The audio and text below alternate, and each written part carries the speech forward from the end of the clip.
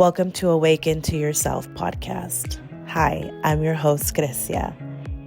In this space, we dive deep into conversations about what it means to discover, awaken, and embody your truest self, to live a life that is abundantly juicy and authentically you.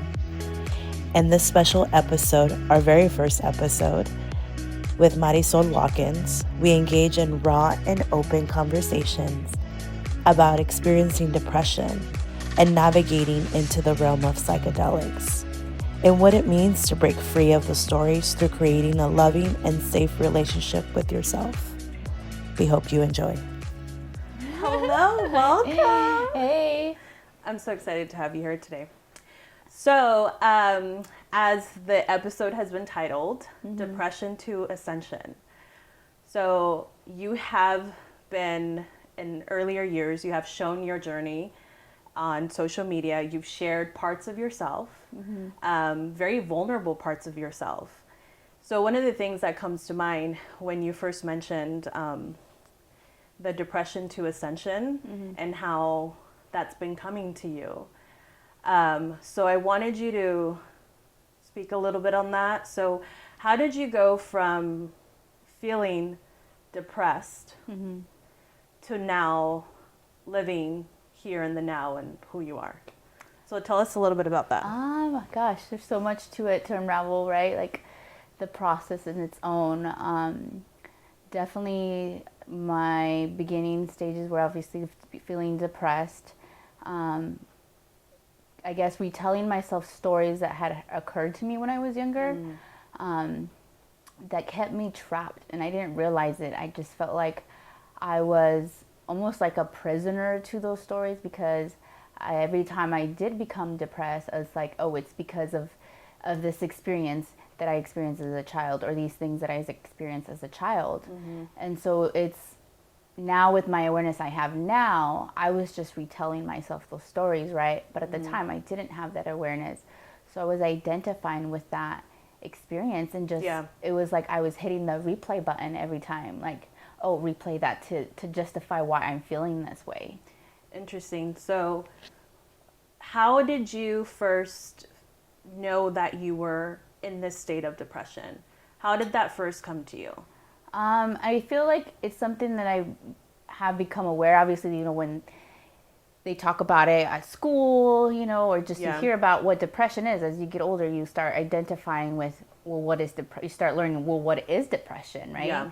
And then you start seeing like so and so and so is what depression is, and you're like, oh, I have that, or that is happening to me. So then you start identifying, well, that's what I have, right? Yeah. And so then I started experiencing these moments of lowness where I just, didn't want to feel like I wanted to be alive anymore. Like I would go through the waves of it, right? Like I would have moments where like, okay, I feel good, I'm in a happy place. And then when these heavy waves would hit me, I would retract back again to replaying that story of my childhood and reliving that, and just putting myself in the cage of just the feeling of like, all this is still happening to me, right? Yeah. But it truly wasn't. And, I identified with, okay, this is happening to me, but I never took the steps to like, how can I get myself out of this, right? Because we're told like, oh, you need medication, or, these are the steps to work with it, instead of like, how can I get to the root cause of it, right? Wow. And so then there was a point in my life where, someone close to my family was going through the same thing that I was going through as a teenager, emotion-wise, right? Depression. And I was seeing them go through it, and I'm like, how can I help her if I'm not even willing to help myself, right? Because as a Hispanic person, like, depression medication, it's like a sinful thing. Like, if your medication, you're considered and labeled like, oh, you're crazy. Like, why would you take those? They're like for la gente loca or whatever. And it's like, so I fought that even within myself, because it was a limited belief that was instilled in me as a Hispanic girl, right, in my culture. And so I had to fight with that. And it's my husband who always says, it's okay if you need it, it's okay. And so when that pivotal point in my life happened, and I realized if I'm not even willing to help myself, how can I help this person in front of me? And so at that time, had just had my sixth baby, and so a lot of that came from, the postpartum depression. So it just added to what I already had been experiencing all my life as a child and a young adult and as a mom. And so of course my doctor, diagnosed it as depression, right? And so she, I prescribed me medication. And even then when I took that, when I was prescribed medication, it took me a while to even take that first dose, because it was like I had to break past that barrier of that limited belief that if I take that, will I become a crazy person? Will I become dependent on that, right? And so that was a process in its own. And so when I started taking it, it took a good month. I noticed that all the emotions I was feeling, it was almost like it neutralized them. There was no like high or low. I was just neutralized. And so then a month happens, and then I start feeling the highs, like, oh, I'm happy. Like I can actually manage my emotions, right? And so I'm like starting to see like even small shifts in myself with my relationship with my husband, and of course there would still be dips, and I would have those depressions.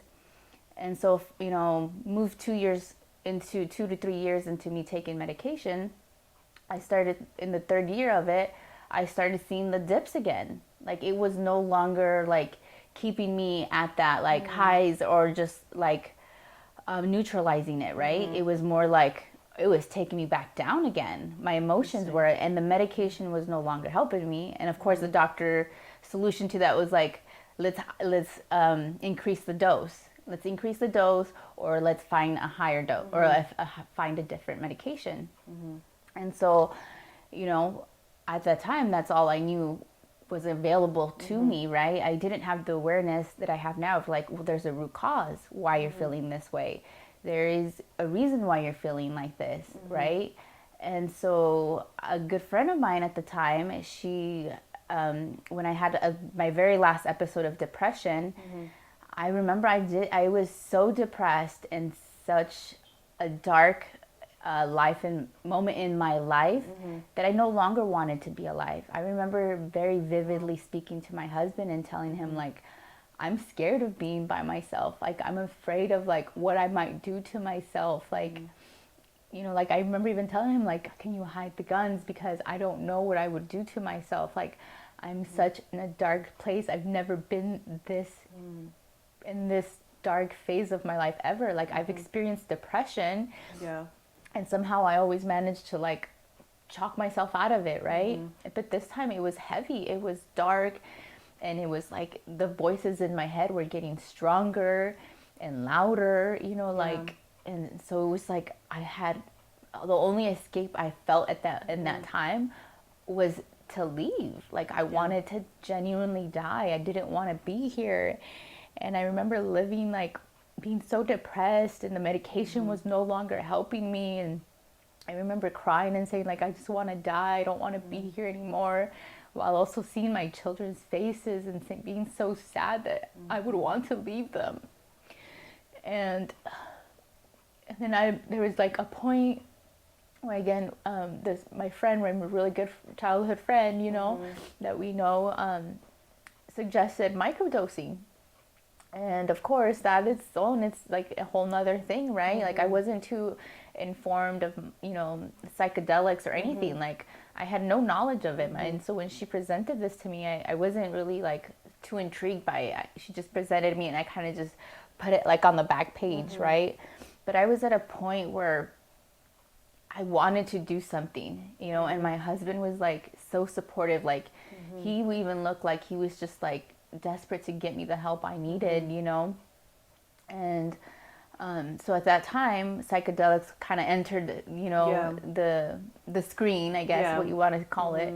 And so I started exploring that a little bit, but I still wasn't like too into like, I'm gonna do this, right? It was just kind of like I was starting to tippy toe into that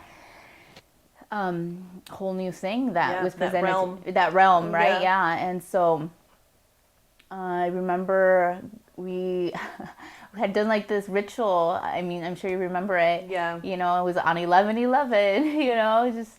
And we started like this ritual where we were like, opened up a portal, or just manifesting, like, manifesting, you know, change, you know, like change, because I feel at that time we were experiencing something at some level, the three of us, and we wanted change. Yeah. You know? Yeah. No, I do remember that time. And I think the three of us, our trio, our friendship, our triangle, as we call it, we're all experiencing a level of dysfunction, a level of chaos. And when we say dysfunction and when we say chaos, I mean internally, right? Like it always starts with ourselves. And when you say microdosing and you say psychedelics, for those that are watching, can you be a little bit more specific? What exactly do you mean by microdosing and psychedelics? So psychedelics really just, from my understanding, because of course I'm not a professional, it's just my own personal experience of connecting with the medicine over the years, and what I've been able to learn, and from what the medicine has taught me, is just incremental doses that we of mushrooms. Of mushrooms, right? I mean, that's just one plant medicine. So it's just incremental doses of the medicine that we take, you know, to experience a level of I don't know, what do you call it? A level of that experience, right? Like of what it's meant to help us with, right? The way that I see, if you don't mind, the way that I see psychedelics, I see them as a tool to reach our subconscious. Right? Like it helps you get to a place within yourself that you're not aware of, right? So subconsciously we know it's happening in us, but we are just not aware that these things are taking place and they're being manifested and it's being reflected back to us in our physical reality, right? Yeah. So it's like it allows us, it helps us go in deep within ourselves into our subconscious. And obviously psychedelics can be used for many different reasons, but I know we did it very much for spiritual reasons, right? We wanted to connect with ourselves deeper and really get, like you said, to the root of the stories. Like, where is this coming from? It has to come from somewhere. It comes within ourselves. No one is, you know, like doing these things to us, right?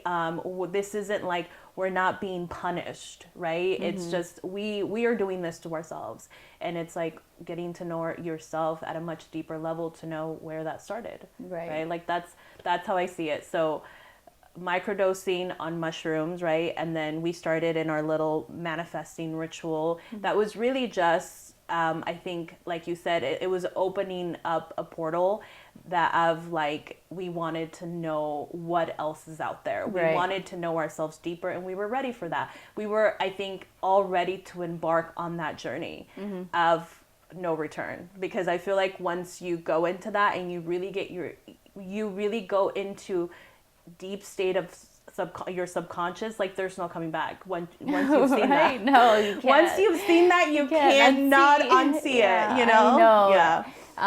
So yeah, it was like a portal that we opened up into this, you know, plant medicine journey for ourselves, and it's been such a journey. Yeah. Like I can't. And sorry to interrupt you, but I know that people are watching and people are wondering, like, how would even someone embark on that? Like, how would someone, you know, engage or partake in these ceremonies, you know, with psychedelics? Like, so was this something maybe you want to share? Like, did you do this on your own? Did you do with friends? Or was this something that was more like, I guess, guided?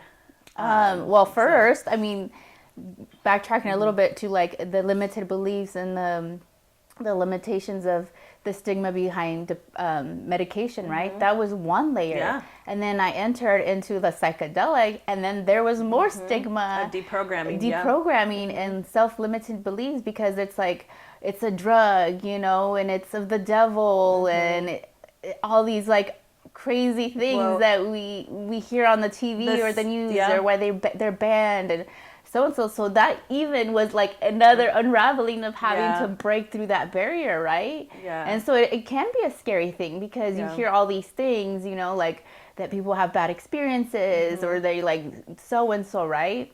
And so that was an experience in its own to have to break through that. And so I think that's what intrigued me to microdose, right? Is to like tippy toe into that. Yeah. You know, because there's the journeys, the full journey where it's like a macro dose, right? Yeah. And that takes, you know, several hours of an experience. And so the microdose me allowed me to tippy toe into that and be more of like, okay, like how is this going to feel? Like, what am I going to experience, right? And so I alone progressively microdosed, you know, and there's different forums and different bloggers and social medias that give like how to, you know, take it, right? Like there's like a schedule. You can't take it every day because then your system gets used to it.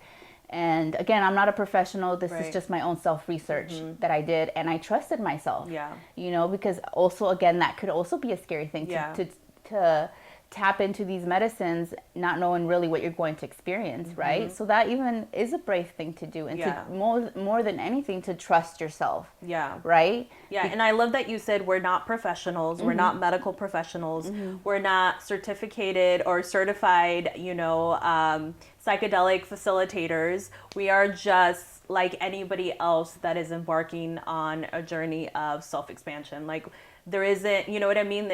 Everything you need to know, I feel like everything we want to know about how the world works or what we want to experience, you could also access on the internet, right? Like it's literally in our face, and you could use the internet as a tool for you to search that information. So as you did, as I did, as we all did. So. Yeah. And so you know, I became connected with that, you know, but I will backtrack a little bit. My first, I guess, psychedelic experience was with ketamine. That was my actual first experience with ketamine, and of course that's more of like in a professional setting. You know, there's like the IVs, your heart rate's being monitored and all that. So that even itself was also like a baby step, right? Yeah. Because now that of what I've experienced with mushroom and all these other plant medicine, it's the same experience. Yeah. It's just more there's a safety net, right? Because you have professionals that are monitoring you, That's right? You literally have medical professionals that are there at your disposal. Exactly. And so ketamine, it was just a different experience like to mushrooms, right? Now that I've experienced both. So that was kind of like even the baby step to take the other baby step into microdosing. Yeah. And so before I actually even started microdosing, I did what you call Cambo. And that was, you know, it's just a frog poison medicine that you put some burn marks on your arms, and then the medicine is applied on that burn marks, and then it's like a purging, right? And that was actually one of the first things that also helped me get onto the microdosing journey. And so it's like I've been taking all these little baby steps, right, to experience more and more and more. And so even my microdosing journeys eventually led to like a full dose of mushroom, which they call macro doses, you know, like anything above 3 grams or whatnot. And so then once I started doing that, it's really started taking me within myself, you know, like all these things that I kept telling myself, right? And like, why am I experiencing this? And it's like, it's all just internal, like the stories we tell, you know, it's just subconscious programming that we take from certain things that happen in our life, or things we're told as a child, that create these realities that we're experiencing. And of course, we don't have the awareness, right? And so we're about living our lives thinking that all these bad things again within my relationship with my partner, you know, and in my family, but because those were the programmings that I had programmed myself with. So if I don't know anything outside of that, how can I create anything new, right? And so I've been able to, with plant medicine, be able to change that story, you know, be able to change who I am because of the relationship that I have with myself. And I didn't know that until I started, you know, using plant medicine, you know, and microdosing, you know, led me to journeys, full journeys, overnight journeys. Like we started doing them together, right? Overnight at your house, and you know, taking turns, like right here, right, in the middle of the living room. Doing like full where it all started. Journeys here, like our first journey, like full journey that, you know, was here in your house. And that was, you didn't know what to expect. You know, we were like, it was like a shit show in its own like fun way, right? Well, you know, I'm so glad you brought that up. Like our very first journey together as a sisterhood, you know, it's three of us that have been together since middle school. I feel like it's really symbolic, and I feel like I need to say this because it really did start here in this living room. I mean, we did have a ritual, right, where we kind of intentionally came together and we wanted to set intentions for what we wanted to welcome. Well, little did we know that what we were welcoming was going to start here in this living room. And now, gosh, I'm like, my heart is jumping of joy because it started here and now we're here to tell the story, right? And so this is just the beginning. So I'm so excited. Yeah, it's just the involvement we've gone through, right? The unraveling that's gotten us here, right? Because as we know, it hasn't been easy. We're sitting here, you know, in excitement, but it hasn't been easy. No. It hasn't been easy, and it's not something for everybody because you have to experience so much of yourself that you didn't know. Yeah. The good, the bad, the ugly, the hidden, everything. So that's why, you know, I love that Marisol said, like, plant medicine isn't for everyone. I mean, you truly have to use plant medicine responsibly, like just like you would any other substance, really, right? Like you have to approach it with respect and know that, like, what is going to be shown to you might completely alter your entire perception of what you think the world is, right? Yeah, it will literally alter your DNA and your neurotransmitters, like your whole brain structure of how you think. It truly does. And you don't come out of it the same. I mean, you come out just having a completely different perception of the world and what you're experiencing in this human experience. You know, you don't come out of it the same. So that, you know, I can attest to, like, you can unsee what you've seen. So yes, I love that you said that. It's not for everyone. It is to be approached with caution because it is not something that should just be used as like, oh, just I'm gonna go engage in psychedelics this weekend, you know, because it sounds fun. No, we never once thought about it that way. No. Like, we knew that we were going into it not knowing a whole lot, but like you said, I love that you said, but we were ready. We were ready to meet ourselves deeply. And I love that you said that because I think that could help people realize, like, I am ready. I'm ready to meet myself deeply, and I'm ready to really uncover those shadows, parts of myself that are holding me back, you know, that are, like you said, that are holding me back, and I'm stuck in these stories and nothing's changing. Well, nothing's changing on your exterior because nothing's changing in here, right? Yeah. So, so below, so, you know, like, what does the saying go? So below, in, so without. Like, basically everything's a reflection of what's in here. Above, below. So above or below, so within, so without, you know? Because it starts in here and it starts in here, you know, because this is where our thoughts come from. So, so you went through Western medicine, right? Taking antidepressants. You got to a point where it wasn't resonating with you anymore. And I love that you said that because that's where a lot of your discernment came into play, right? You were like, oh, I don't know that this is for me anymore, you know?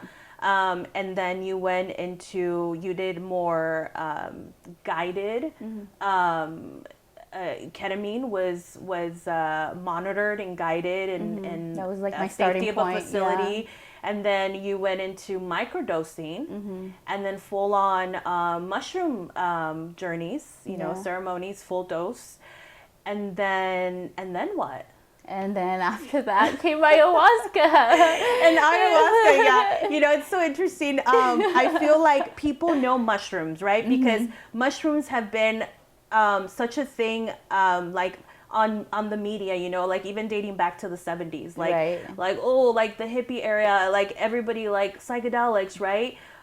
but I feel like ayahuasca isn't something that is necessarily as mainstream as mushrooms, right? And so I feel like embarking on that on its own, I mean, even for me, like when I tried ayahuasca, I was like, I don't know, man, because ayahuasca compared to mushrooms, ayahuasca seems like a whole other world, right? So tell us a little bit about that experience. Well, I'll definitely say that when ayahuasca came to me, I was not for it. It scared the shit out of me, the thought of it, because I have also, again, the other limited belief barrier there. Here comes another, wall that I got to break down through, right? Because now I've experienced mushrooms. I broke that limited belief and that wall. And now, okay, there's this other wall with ayahuasca, but it was more of the fear behind it, because with mushrooms there was never fear. It was more of like the limited belief of like, oh, it's of the devil, and like so and so,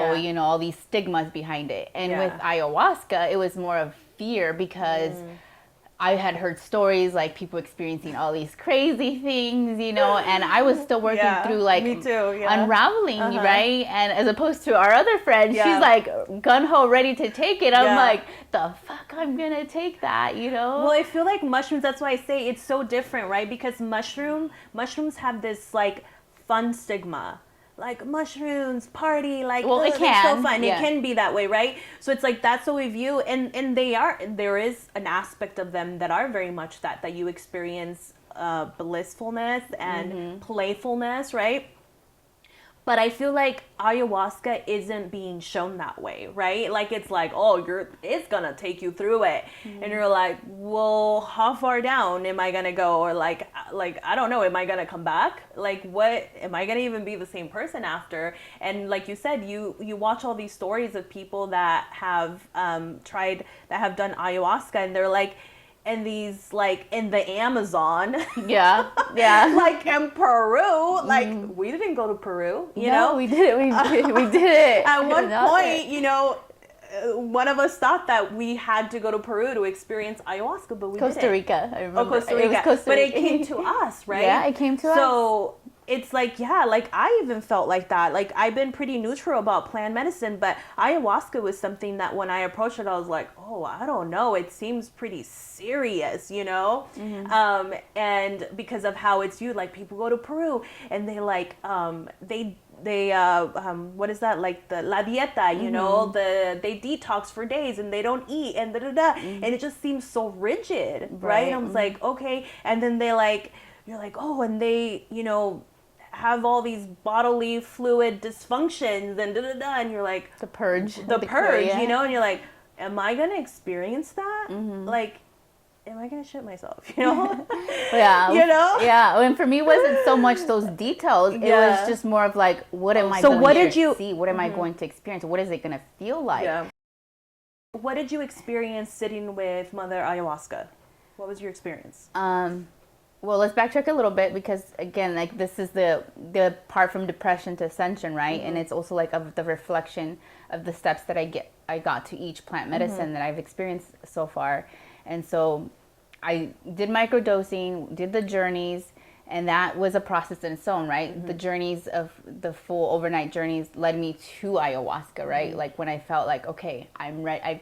I've done enough internal work that I was ready to move on to the next medicine, which was ayahuasca. Okay. And so my first experience with ayahuasca was very, I didn't know what to expect, because you hear all these stories, and one, I didn't really want to look into it too much, because I didn't want to go in with, I might experience this, or like put more fear into myself, right? Or have expectations. So, the first night that it was just one night, the first night is we all gathered together, and it's an overnight experience. And it could be anywhere from 4 to 12-hour journey. And so that first day that we did it, you take 1 cup, and then you do like a ritual too before prior. There is a shaman that kind of leads the ceremony, just to oversee everybody, and guide people with music or instruments and stuff. And so this first ayahuasca ceremony, I took the cup, and waited, because it says it takes about 45 minutes for the DMT to kind of activate within yourself, right? And so nothing happened. 45 minutes, and like there's some people that are already sleeping, or like not sleeping but laying, you know, starting to experience the medicine, and I'm over here, I'm like, nothing is happening. Like, is this, you know, like, what's gonna happen? Like, why is nothing happening? And so then the shaman goes, if you haven't experienced anything and you think you need another cup, come get a second cup. And so of course I go and get a second cup, and I remember taking the second cup and go lay down, and it was maybe 10-15 minutes, and I start experiencing things, but I didn't realize it until later, when I'm just laying there still waiting for the, like, what is this going to feel like when it takes effect? You know, kind of like you're starting to get a little nervous because you don't know when it's going to take effect and what is going to, first thing that's going to happen, right? And so I remember laying there, and everything turns dark, and I remember like I was just laying there, and all of a sudden everything turned black, and I remember just laying back and just falling into this dark hole. I didn't see anything. I just remember falling back into this dark hole. And I just remember like falling back and falling into the unknown. Like, it's what it felt like knowing now, right? Surrender. It's surrender, yeah. It's a surrender to the medicine, right? The medicine that takes you within yourself. And so, oh gosh, that first journey is such a long time ago. I'm like trying to remember all the details of it. But the first things that I started experiencing were like just, again, playing stories within myself, but they were deeper, that I didn't even know were there, like that I was telling. There are subconscious stories that I was telling myself, and they're playing out like it's real time, physical time. So I'm experiencing them and that physical, emotional state of being. And I, like, you know, there's instructions that the shaman tells you prior to ceremony, you know, like if you're feeling certain things and you can't handle them, then tell the medicine, I surrender, so that one, it just takes it away. Or like, if you don't understand it, just ask the medicine, right? And so I remember I was fighting the medicine. I remember telling, like, I don't surrender. So it was like, I was like a little girl just like this, feeling all the stories and like all these voices just kind of like swirling me around, and just experiencing all these things.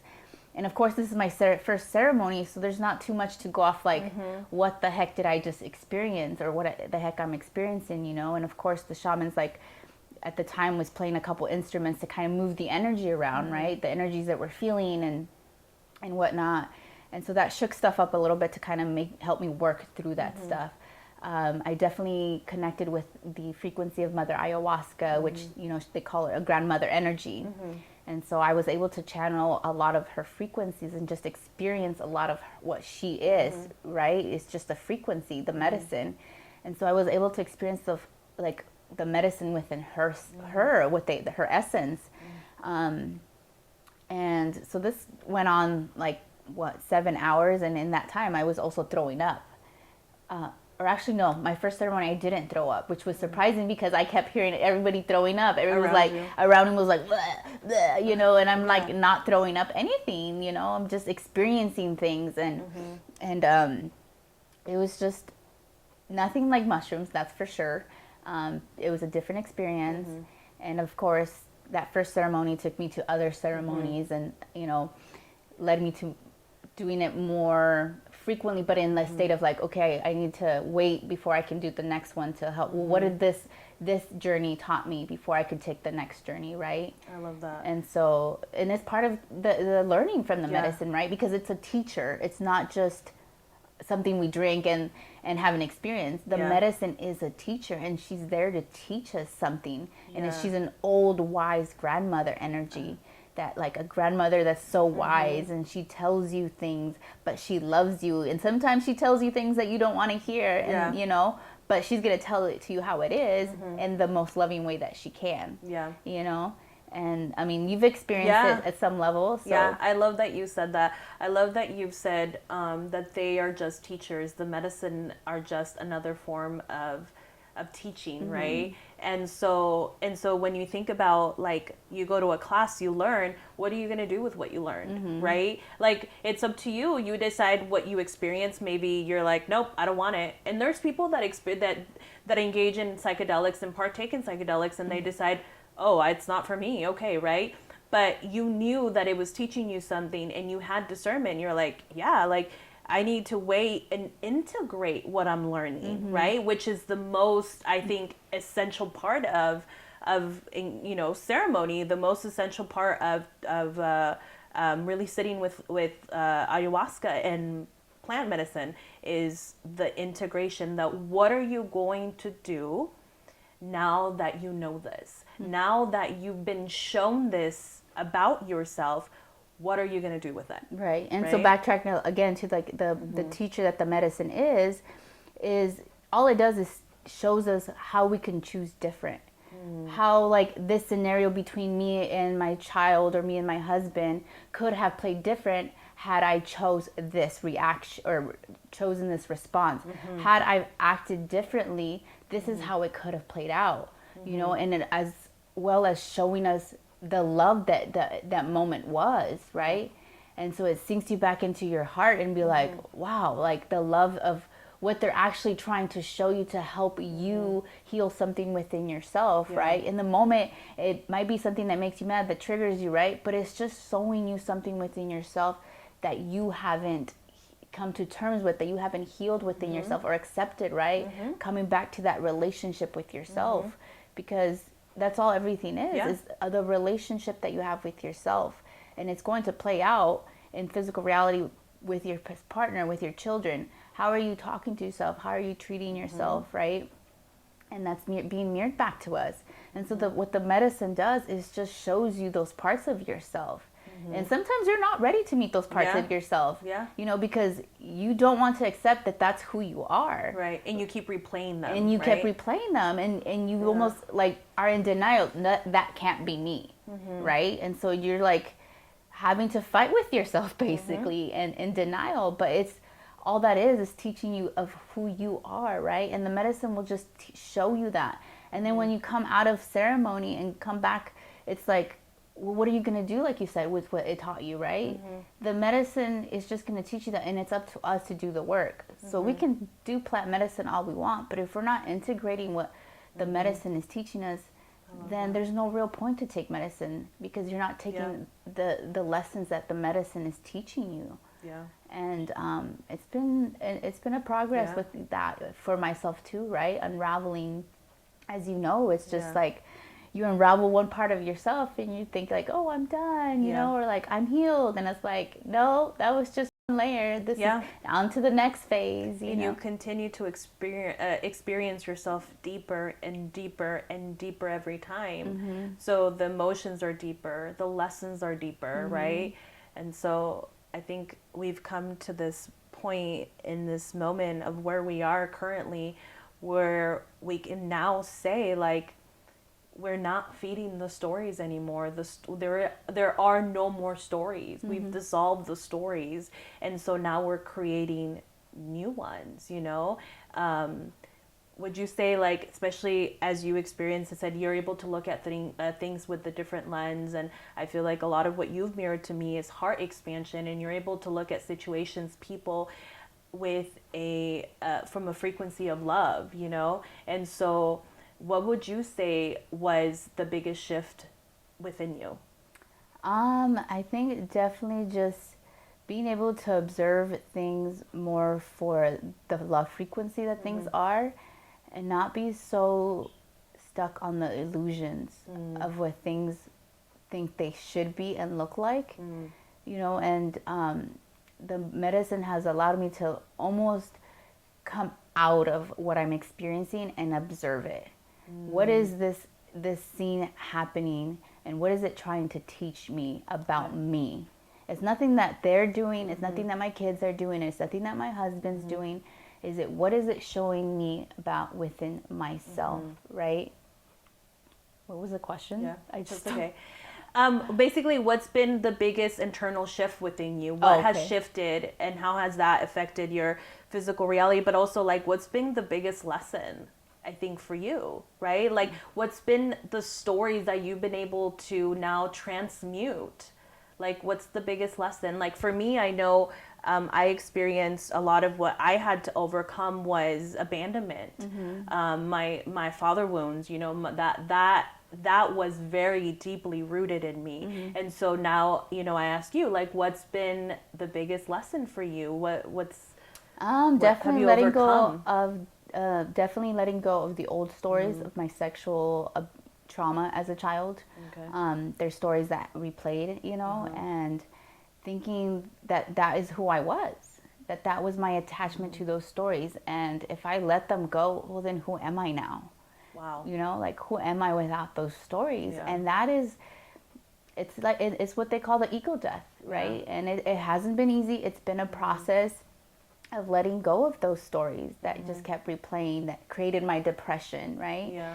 And got me to where I felt like I was a trapped bird, but I put myself there. Yeah. Nobody puts us there. Yeah. We put ourselves there. Yeah. And the biggest shift was realizing, wait, I'm not those stories. Yeah.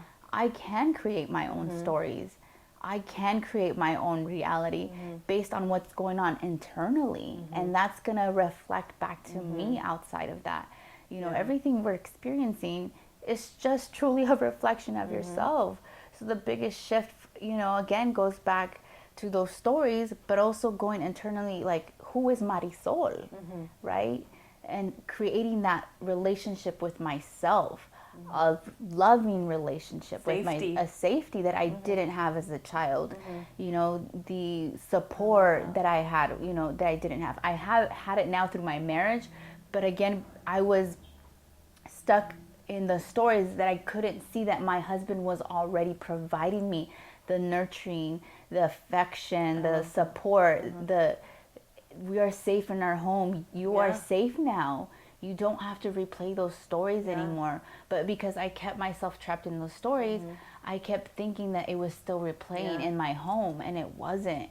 And so once I, dug deep into those parts of myself and realized that, it's like things started shifting around my home. But not only that, but the relationship with my partner.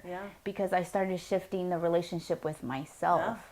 And that reflected that, and that's what plant medicine does.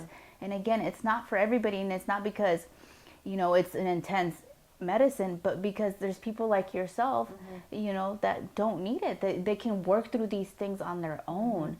But for me, it's been a choice, and I'm grateful for it because it's of the earth. It's a gift of the earth that is provided for us to help remember these things that we have forgotten about ourselves, like how what we truly are and what we're truly experiencing and why we're experiencing it, right? Because there's depths to that too. There's a purpose.